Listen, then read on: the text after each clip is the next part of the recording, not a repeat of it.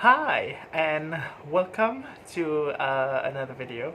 I think it was a few days ago when I discovered this announcement video by Brian from Bookish about the Faulkner read-along. It was hashtag Faulkner in August 2020, and the book was going to be The Sound and the Fury.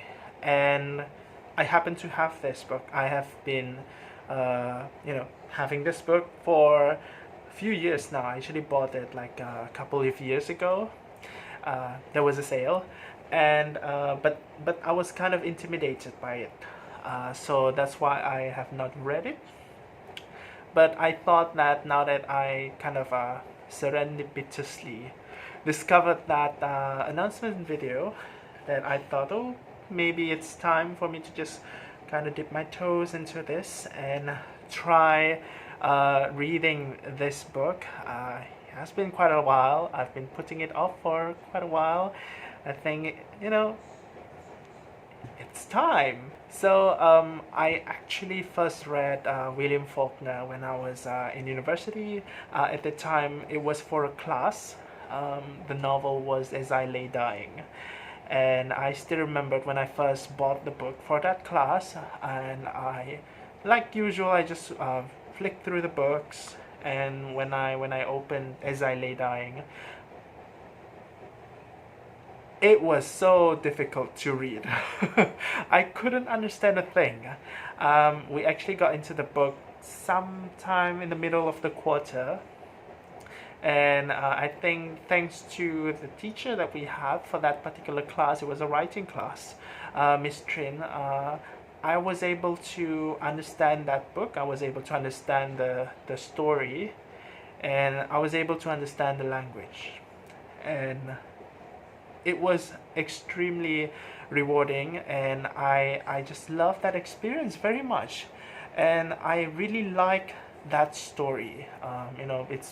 As I Lay Dying was basically a story of a family, and the family members are just so colorful in their own ways. Not gonna talk more about that, but it was overall a very nice story, and I really loved it. And I also have never really read something like that before, so it felt like a really refreshing experience.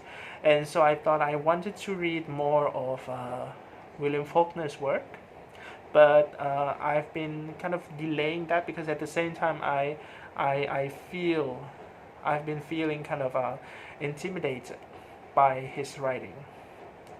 But one day I just found this book. It was on sale. Obviously, it was really cheap, 17 ringgit. Of course, no. How could you resist that? And I bought it. But anyway, I just finished the first chapter of this book. The read along that I saw from Brian's video is actually also hosted by Big Heart Books and Classics, and also Codex Cantina. And I actually got slightly late into this book because I also have other kind of reading commitments this month. But I just felt so excited about getting into this book, and so I just had to, even if I was late, I just had to, because I just had to. Anyway, when I first got into this book, I actually took it to my lunchtime at work. I thought I was gonna make this book as my lunch break read, and turns out that was a really big mistake, because I have a literal headache after I read this book. It was kind of difficult to get into because of the structure of the first chapter, and I'm going to tell you more about that. This book, it's talking about the story of a family, but as a first time reader of this book, I cannot say much about what this book is going to be about, except that it's about a family, and based on what the blurb is saying here, it's about the decline of a family. So it's not gonna be a happy story. I mean, duh. And the first chapter is being told from the point of view of one of the children in said family. The family is the Compson family, and the narrator for the first chapter is named Benji, and he is a mentally handicapped person. And so we see the story in the first chapter from his point of view, and the narration is also from his POV. And what's interesting about the first chapter is that this the events that are being told in this first chapter, they are coming from various times, and it is seriously non-linear. It felt really disorientating to read, especially when you just got into this book. It felt so dizzying, and I think that was one of the main reason I had the headache, because I just had to focus so much on what I was reading. So yeah, it was a little bit taxing. And just a little bit of an introduction about the first chapter. We see the characters in the first chapter who are going to be important. We have the Compson family, we have the mother, and we have the father, and we have the 4 children, Benji being one of them, and we have the oldest child, Quentin, the second child, Caddy or Candice, and the third child, Jason. And now Benji, who is this narrator, is especially close to Candice, and I think that is going to be quite interesting. I really like to see Benji's relationship with Candice, or Caddy. I think it's kind of sweet, although there's a weird undertone to it. But I think overall it's just pretty nice, because not a lot of people are quite nice to Benji, who is this like really kind of a non-talking character in this book, which is really interesting, because the first chapter is being told from Benji's narration, and I felt that the narration is really articulate, but at the same time, at least from how other characters are seeing him in this book, Benji is not exactly someone who is very communicative. He mostly moans and bellows, and he does not really communicate. And I just find that contrast really interesting. And also at the same time, the first chapter, we also see how the Compson family interacts with another family, who is this the black family who is working for the Compson family. And the matriarch of this family is Dilsey, who is pretty much a woman who has been around since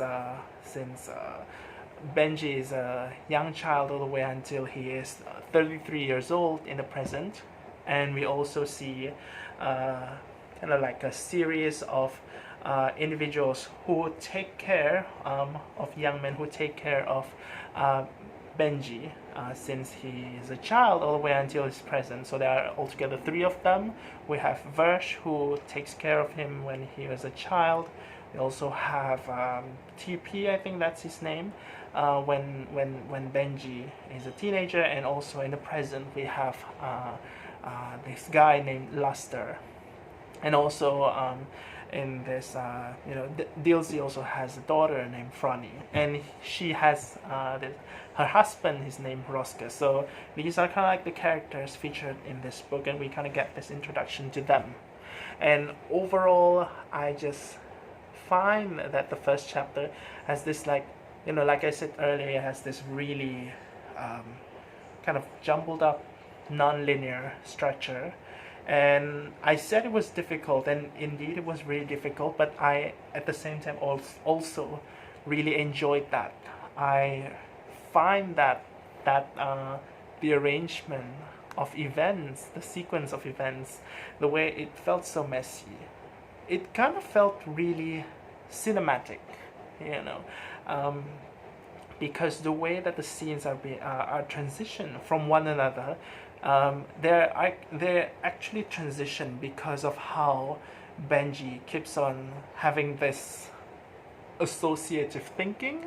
Like he just kind of when he is in the present and something triggers his mind, like a stimulation or what he heard, what he touched, what he smelled, that would actually let his mind to another memory that was in the past. Maybe he would return back to the present, and whatever in the present, new stimulation, new trigger, his mind would go to another memory, and within that memory, if there's something else that is happening in that memory, his mind would actually go to a different memory. So it's basically like a continuous sequence of game of association, and I thought that was really great. And personally though, I think that there's this whole sequence of events or thinking it's not something that I would associate with Benji's condition of being an individual with learning disability. Rather, I just think that this felt really normal. I mean, I would probably have this kind of thought pattern as well. If I were to put my thought pattern on a piece of paper in writing form, it would probably look like this also.